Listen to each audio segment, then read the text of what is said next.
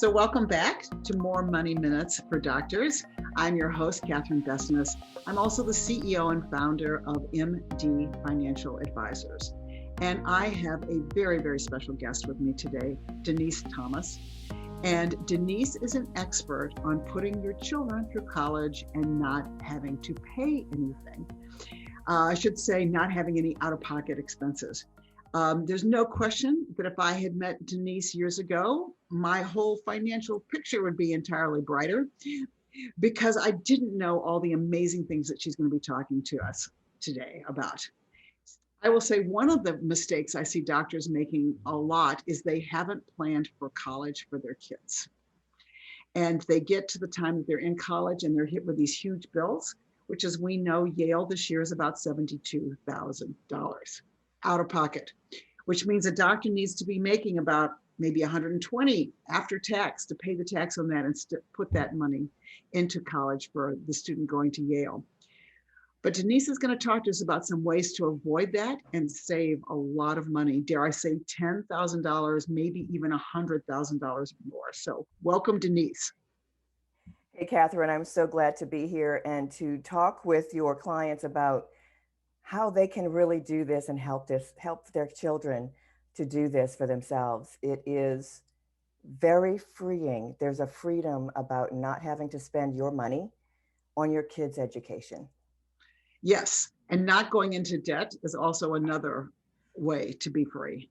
So I'm so excited. Well, I want you to tell your personal story about how you fell into the business of helping parents get their kids through college with scholarships, merit-based scholarships. So go ahead, Denise.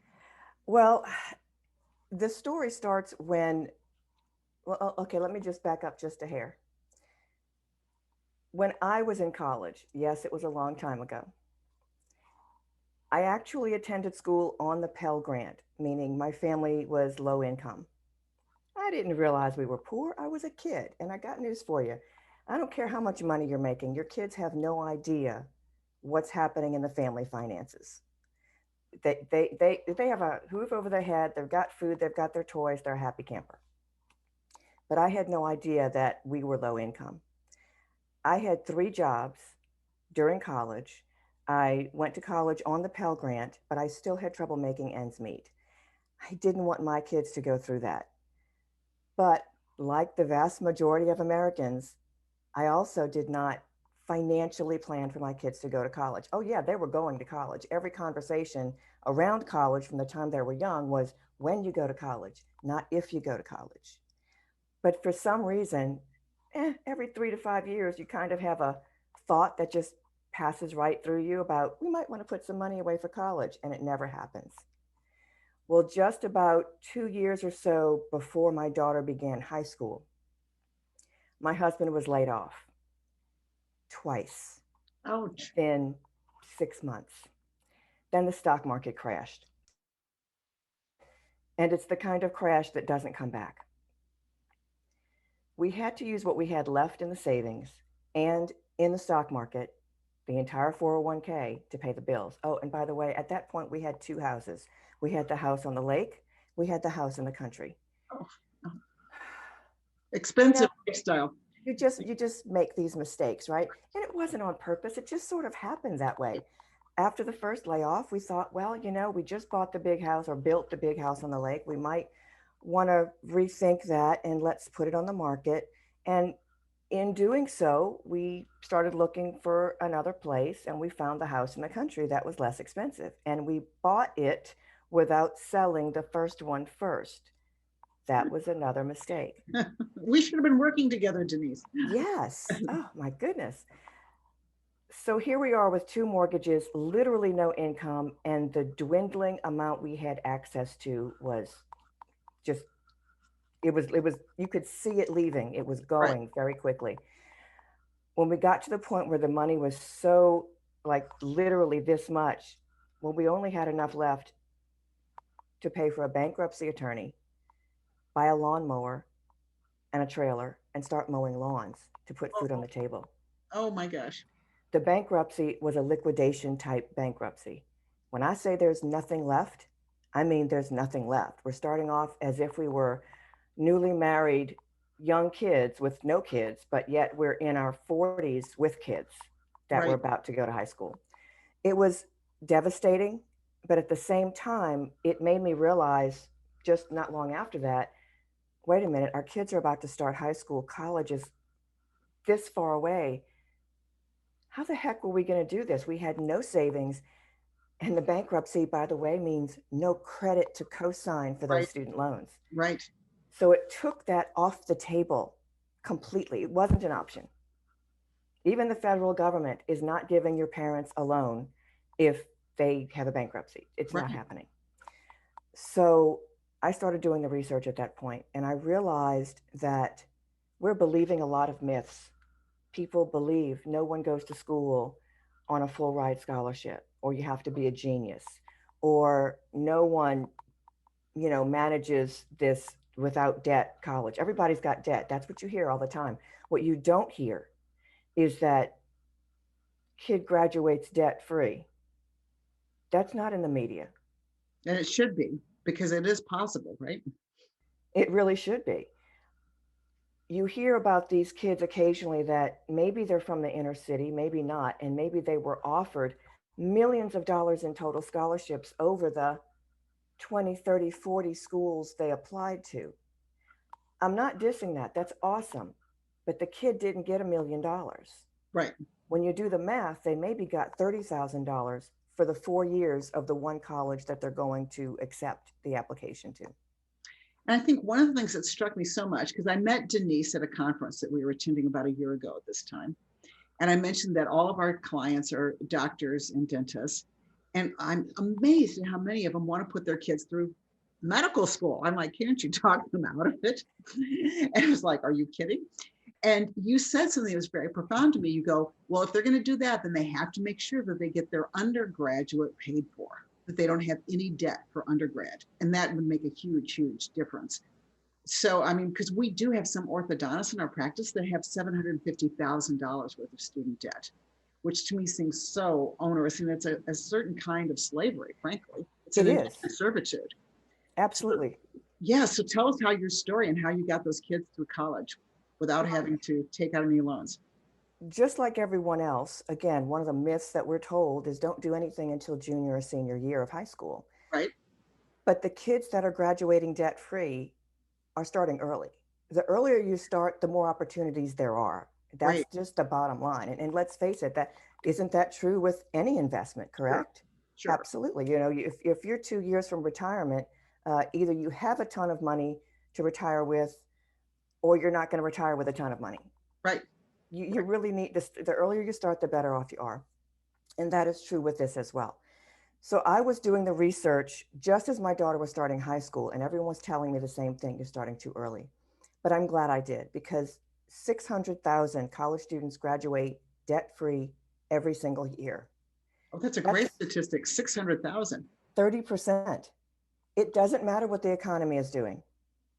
And let me give you just a quick hint about the economy. Yes, probably 30, 40, sometimes 50% of people in the last year that we've had issues, across the country, across the world, have lost their jobs. But guess what? The rest of them still had a job. They're still working. Those companies are thriving.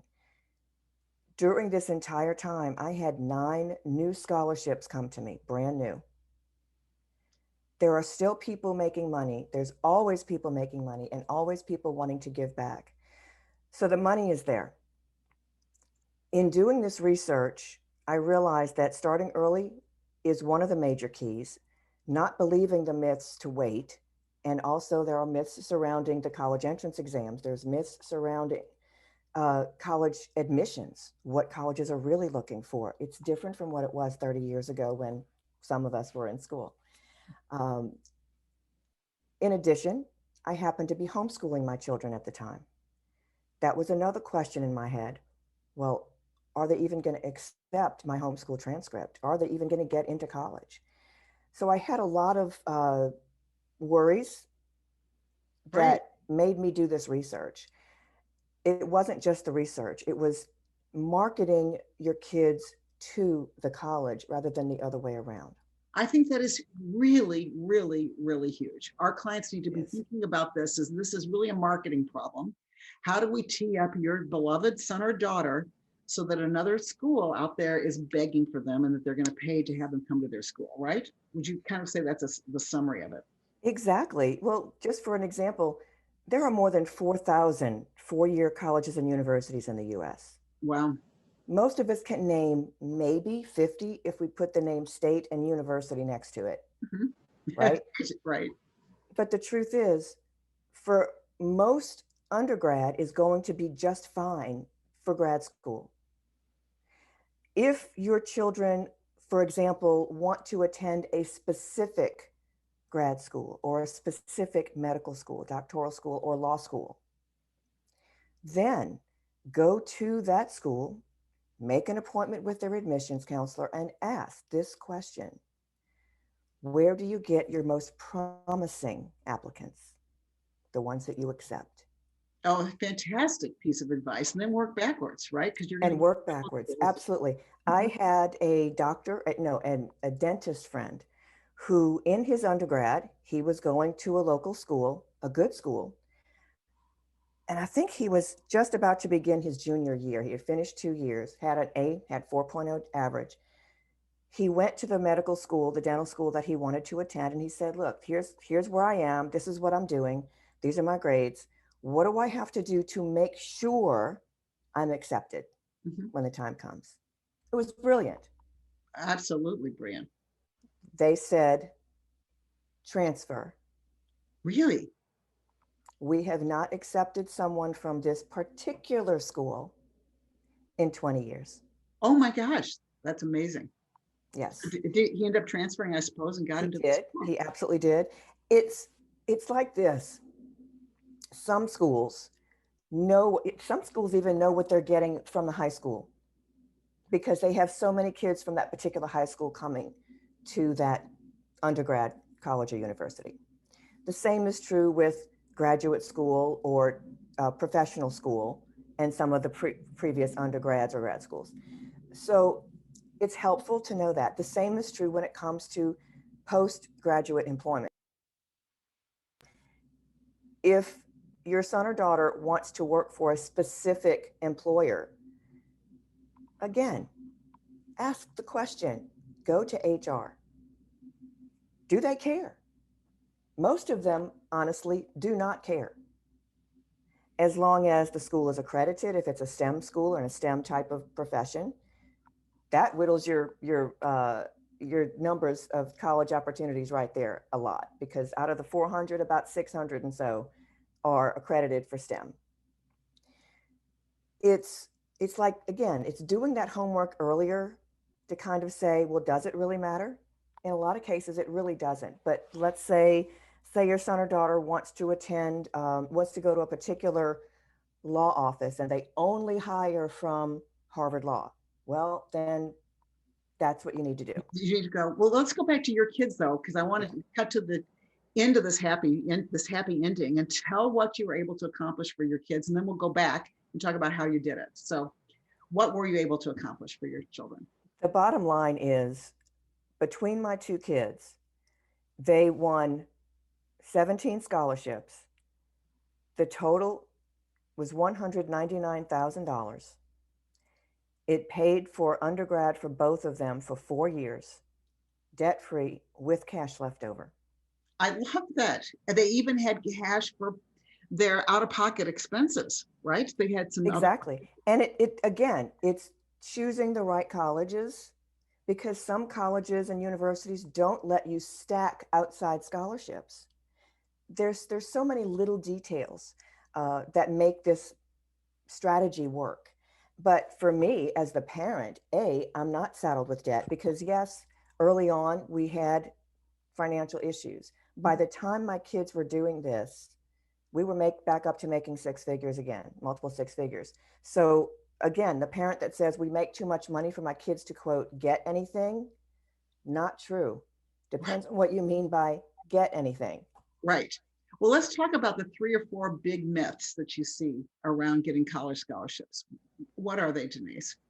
Well, let's start with that your kid doesn't take the ACT or SAT exams until mid to late junior year. Okay. The myth, the myth around that is they're going to know more of the math. They will have had most of Algebra 2 by then, and that is true. Most kids will have had Algebra 2 or the vast majority of it by that year. The problem they're not being told is that there's only 4 Algebra 2 questions on that exam. Oh, interesting. Yes. Now, a teenager will come out of that exam, most of it was Algebra 2. No, there's not. What they are remembering is the Algebra 1 concepts they're using in their Algebra 2 class. The vast majority is early high school math. So how does that turn into an action that parents can take then? Have your kids take these exams early and often. Here's what I suggest. Early and often. Early and often. So how early can they start taking? And that's another myth, is to not take the exam more than 2 or 3 times, because they say it will look bad. To who? Yeah. Who's going to care, right? Right. Look, my deal is this. My deal is to get your kid as much cash as humanly possible. Right. The money is in the numbers. If that's a goal, then who cares how many times you take right. it? But there's another reason for that. If you literally are just going to show up and take the exam and not work toward it, you're not going to do better. It's as if Johnny was taking an English exam in high school on a Friday afternoon. He gets a C+, but the teacher says, "Hey, Johnny, if you want to take that exam again on Monday, you can take it again on Monday and see if you can improve your score." Well, is Johnny going to go out with his friends, hang out, or play video games all weekend? Or is he going to get off his butt and study for that exam? That's the difference. But there's another difference. It's not just taking it multiple times, or even studying for it or practicing for it. 3 times a year, the ACT and the SAT allow you to pay an extra $20, and you will receive your child's exam, the key, and their answers. Oh my gosh. So you know exactly which questions they missed. You know exactly.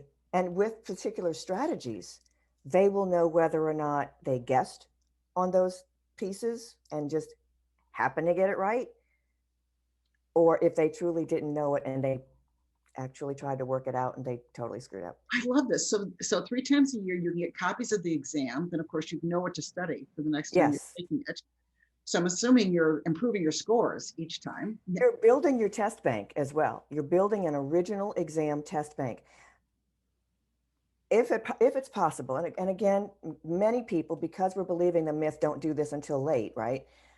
Most people will come to me when their children are juniors and seniors. Right. And they should be coming to you when they're in junior high school, probably. At least once, touch base with me. Yes. Just touch base with me, I promise, just once in middle school. And the reason is because there are things that occur in middle school, and there are scholarships, we'll get to that later, available in middle school. But that's not about the scholarships. It's about what activities your kids are doing in middle school and how that impacts high school and college admissions. Right. So that's why just touch with me there. But also, the majority of people who are graduating debt-free started taking those entrance exams as early as the 7th grade. Really? Not for the score. You're taking it for 2 reasons. To get used to the testing environment, mm-hmm. and to get used to the exam itself. Guess what?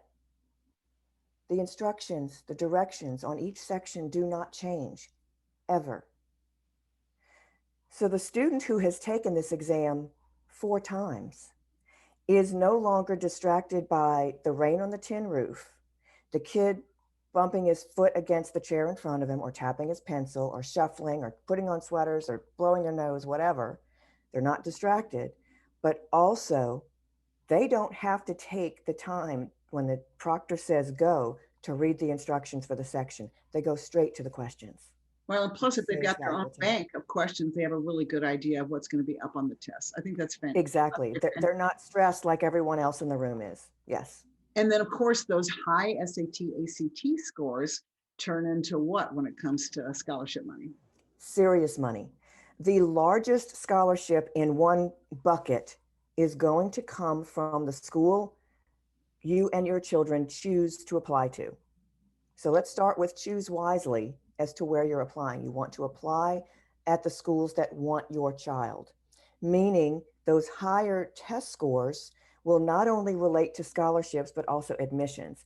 A school whose average ACT type score is, let's say, 26, and your kid gets a 30, 31, that bumps up that college's ranking.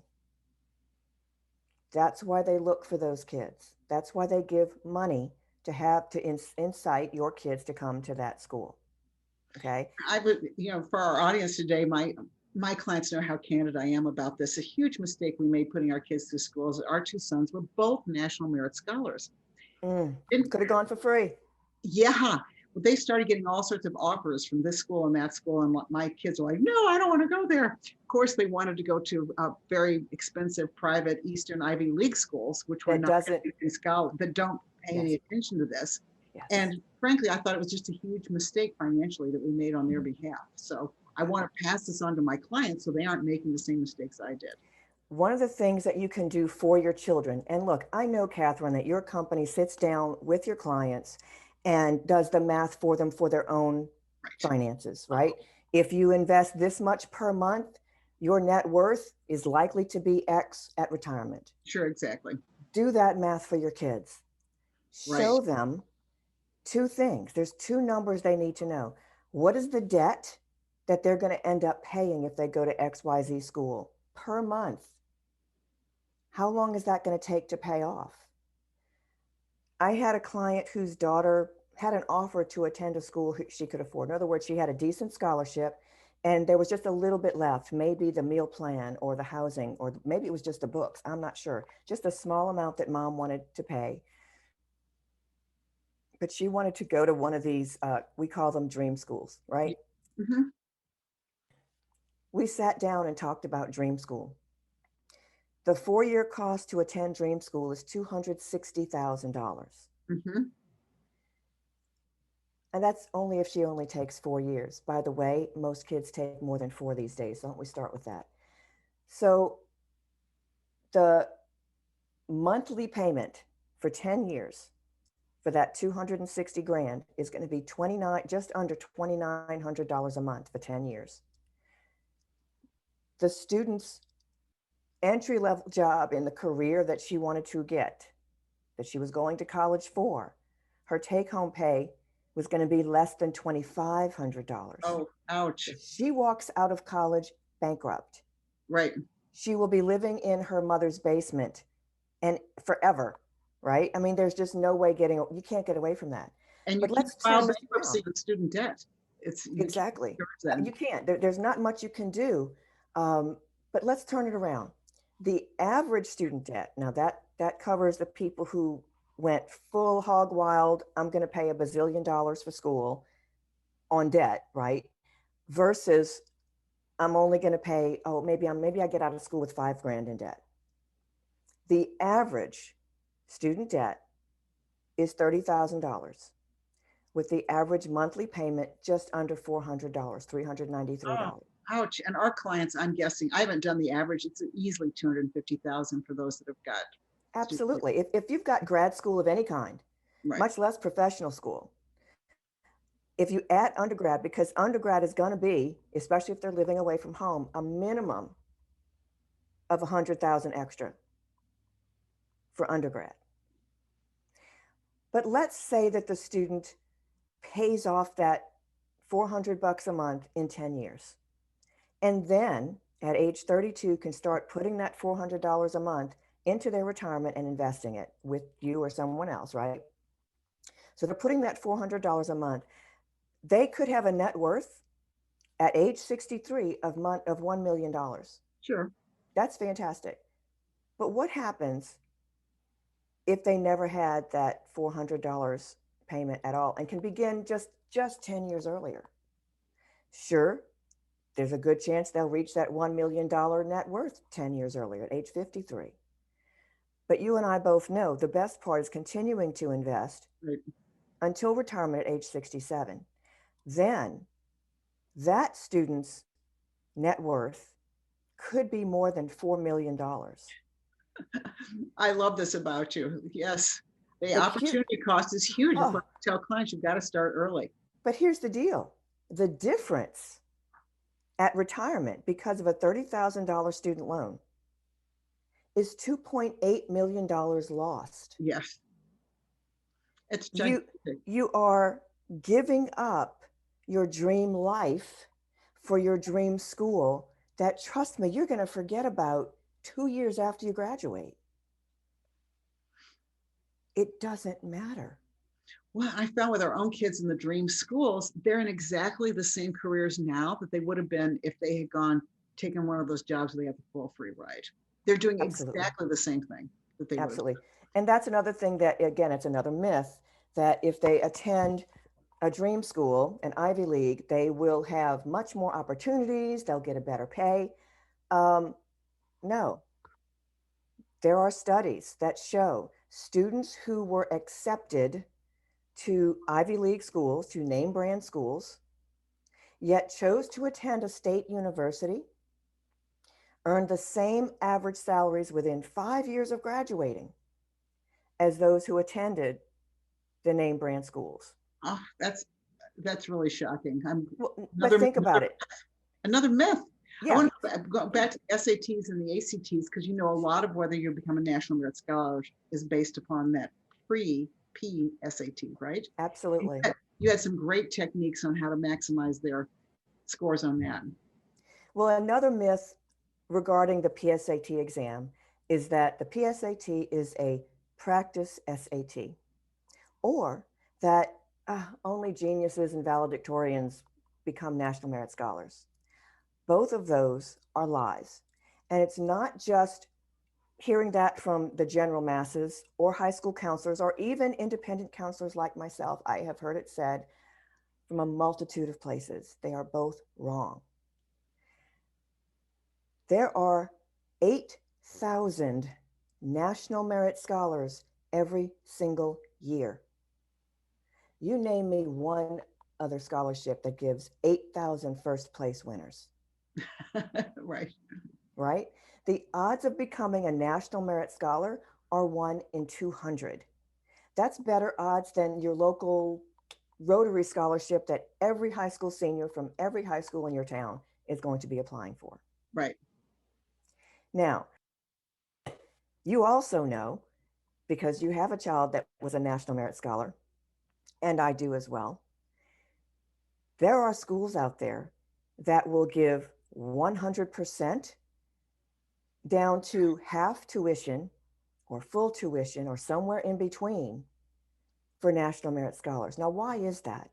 Again, it is one of the points that is used in the U.S. News and World Report college rankings every year. Oh, interesting. I wasn't aware of that. To see how well you Yes. stack up is how many National Merit Scholars you have. There are a lot of details about that, but we'll get to that in just a moment as well. The PSAT exam is just like taking the ACT or the SAT. Your child can take it early in that environment, in the testing environment, freshman year and sophomore year. It only counts in junior year. Okay. Now, the summer between sophomore and junior year, that is what I call test prep summer. Your students should be prepping for both either the ACT or SAT. And if they haven't taken either one, take both within the same 2-month period and find out if your child would have done better on one versus the other. It happens a lot where your student may do better on one, maybe not on the other, just depends, because they are just slightly different in the way the tests are administered. The content is pretty much the same today. Back in the day, they were very different exams. Okay. Today, they're very much similar. So don't think that you have to take one or the other. Every school in the nation takes both. So it doesn't matter. Now, another thing with the PSAT exam is that there was a study that showed, and it was only done in one state. They literally said, well, this state is going to do this, and this is going to be the study. And what they did is they had the students take the exam both freshman year and sophomore year for practice, and then in junior year for real, and compared it to those students who did not take it for practice those 2 years. The students who took it early scored 15 points higher than the students who didn't. Oh. That is a significant difference in this particular exam. Significant. So definitely don't blow off the PSAT exam.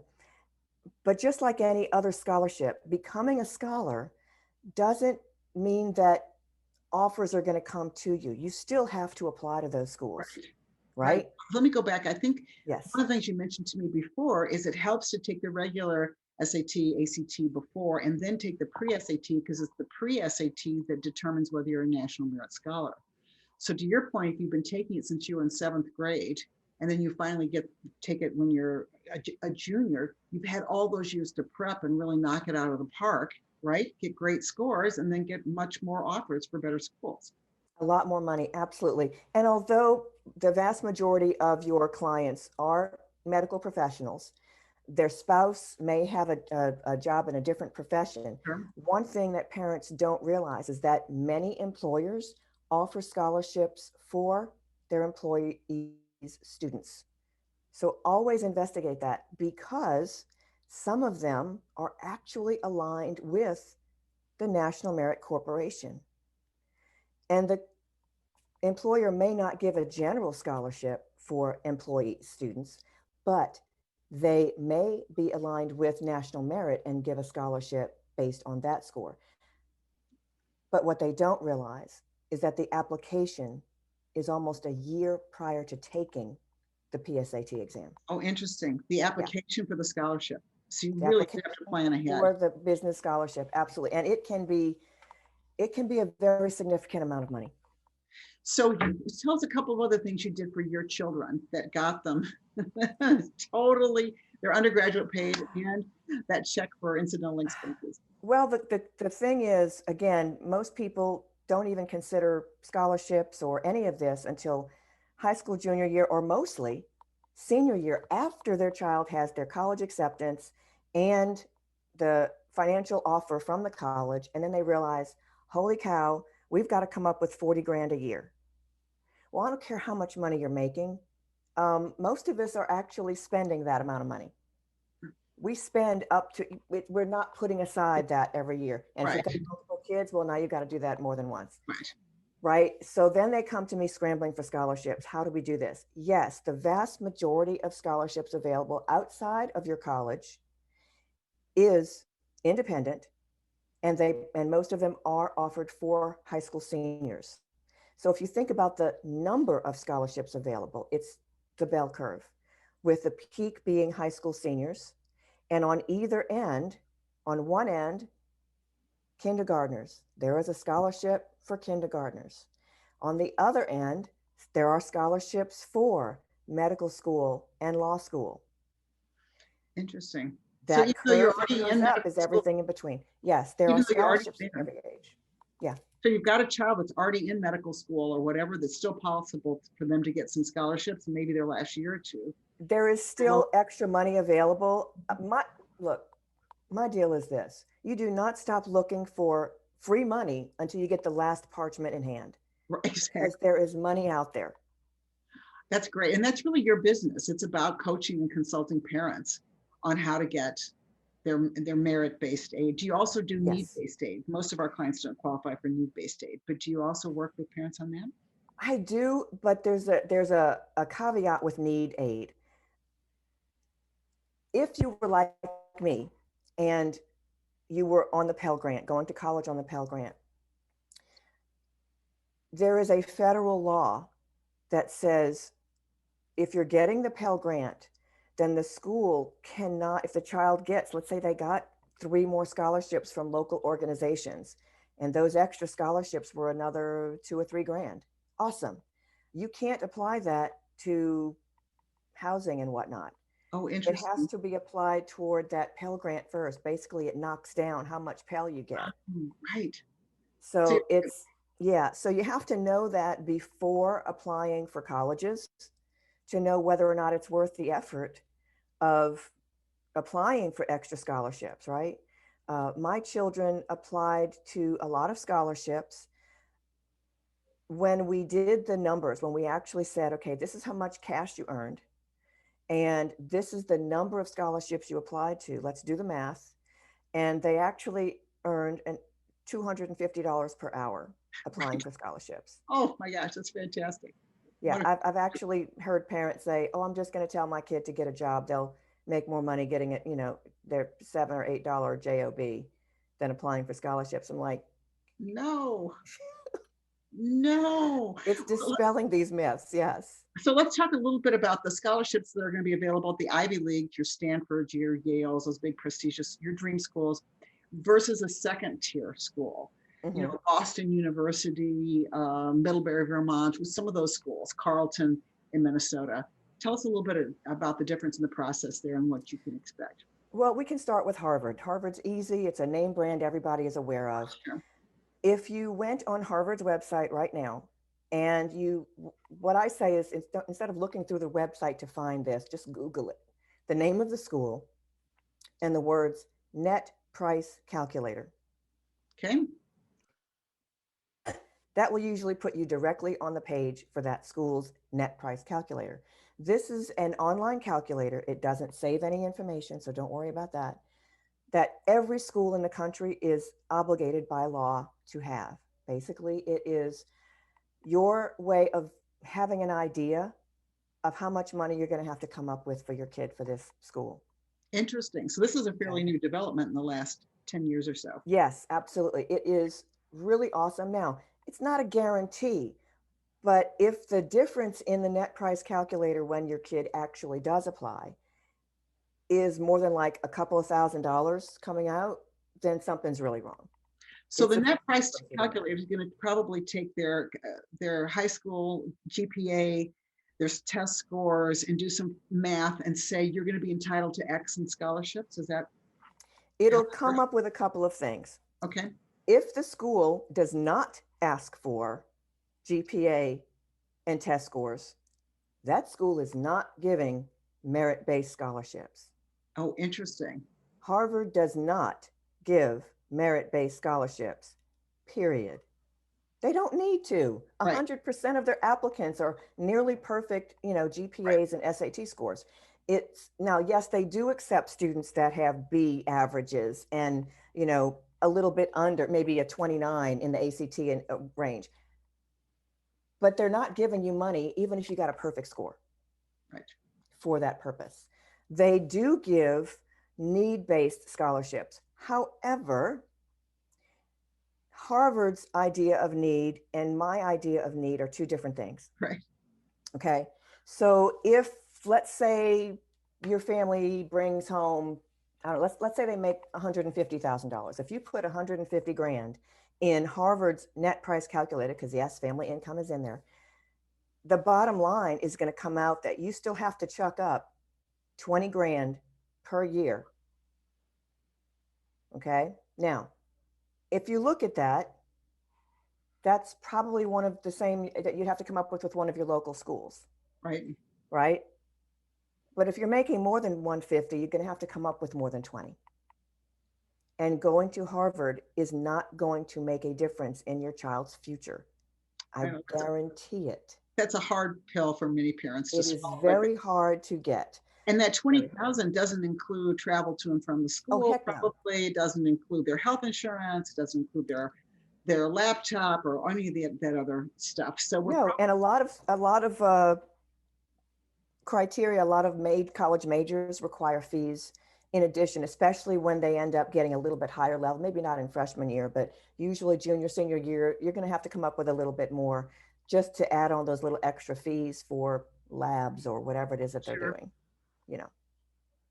So the same student with the same criteria could go to the net calculator. I'm sorry, I keep thinking net price calculator. Did I say Correct. the net price calculator? Yes. And you put it into a local private school. I'm in Minnesota today, so it might be St. Thomas, and they might get a much different number, right? 100% it will be different for every school.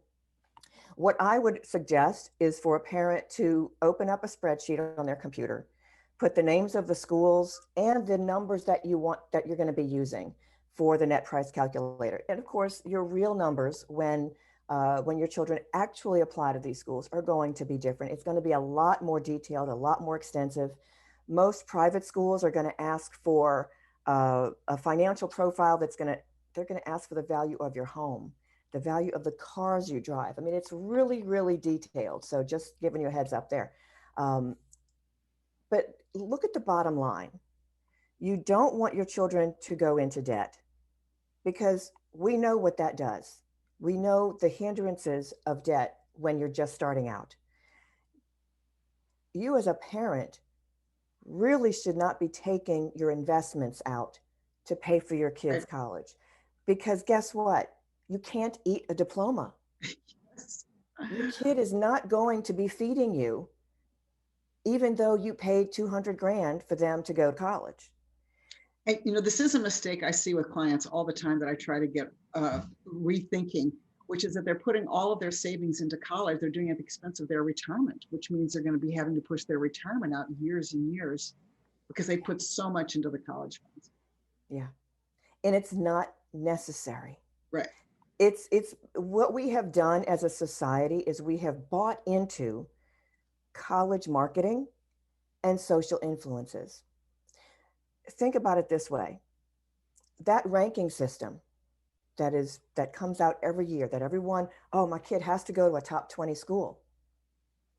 You need to understand there is no outside authority ranking colleges on student outcomes or the academic prowess of that school. And I'll do you one better.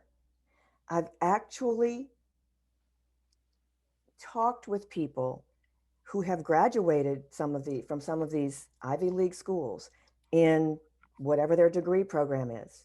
And they've talked to me and I'm hearing them talk, and I know 100% they have no clue what they're talking about. If I was the president of that school, I would rescind their degree because they didn't learn squat diddly. I mean, it's really sad. It's a sad state of affairs. What those rankings are little pieces of information such as the average ACT and SAT score of students who attend, how many National Merit Scholars attend there, things like this that, by the way, colleges have been known to fudge those numbers when they submit it. Oh, shocking. This is a popularity contest. Okay. This has nothing to do with how good a college really is. So we're going to throw out those top 25 lists. U.S. News and World Report, of course, is one of the ones that report this. Great. Just ignore that. So in that time that we've got left, do you have any other tips, Denise, for our clients?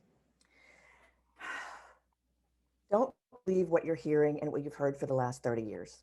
Okay. Most of it is for the benefit of the college, not for the benefit of your children or yourself. As a parent, being able to drop my kids off, knowing that their college was paid for, is such a weight that is lifted.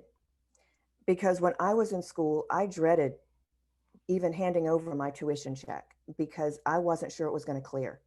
I thought my classes were going to get purged. I was going to get kicked out because I was always that tight on money while I was in school. 11% of college students consider dropping out when they start actually understanding the money they're putting themselves in debt for and that the debt is continuing to accumulate. Teenagers don't understand this. It is up to us as parents to understand this for them and to help them to make the right financial decisions for their future.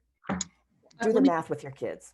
Yeah, I think that's interesting because a lot of our doctors, brilliant as they are, can't do that kind of math, believe it or not. But this is, if you're one of our beloved clients, this is something I'm more than willing to do for you and for your kids, is to have them work backwards and say, this is the kind of career that we think you could have. This is what your after-tax money will be. And let's look at what that debt is in ratio, and I'm sorry, in relationship to your after-tax. And it can be a big, big surprise. To your Sure. point, And here's the other good thing.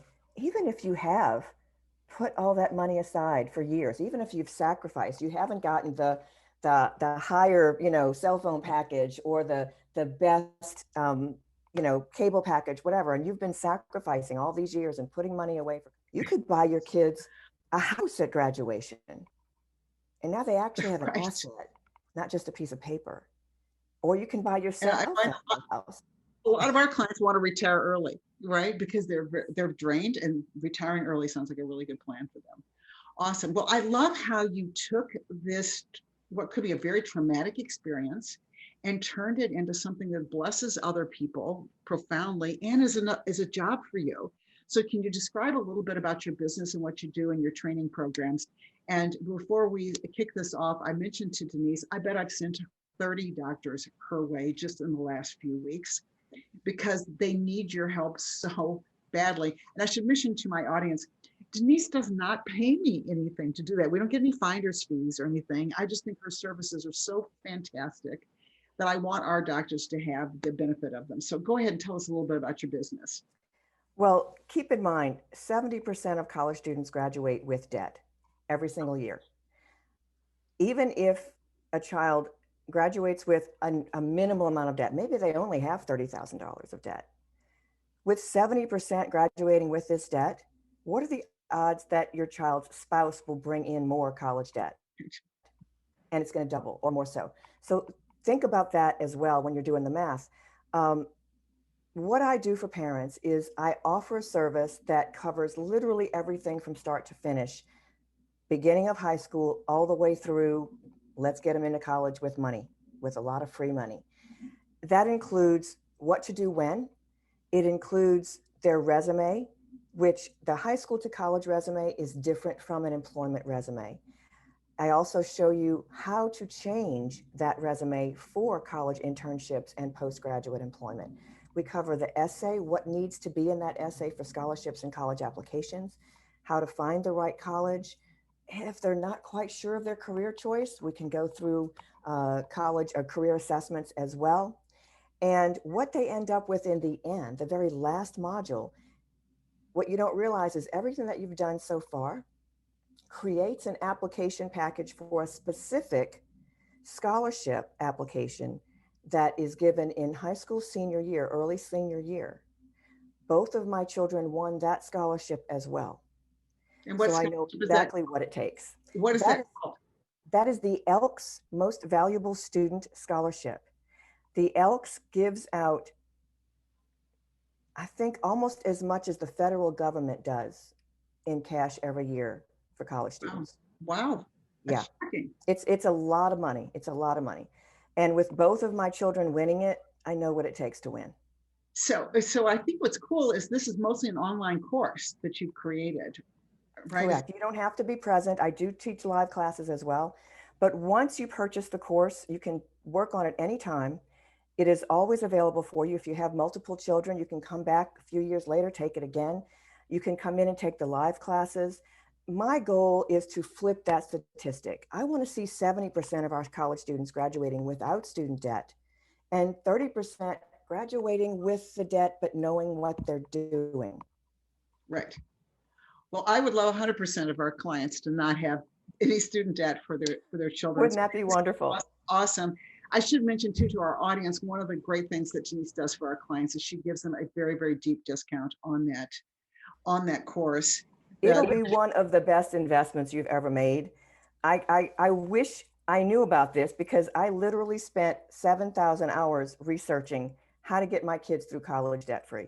Wow. And without my money, because I want to retire too. I don't want to have to work, right? You know, I enjoy traveling. My daughter just had our first grandchild. I want to be able to see her anytime I want.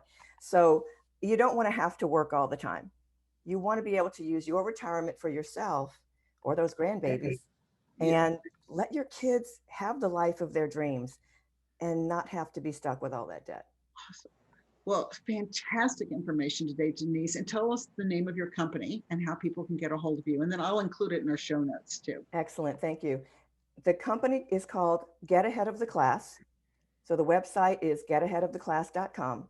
The course is Cracking the Code to Free College. Great. Awesome. Like I said, we'll put links there, and just been a fantastic conversation. I hope our listeners got lots of really, really great ideas and got inspired about this. So awesome. So thanks again for joining me today, Denise, and feel free to reach out to us at info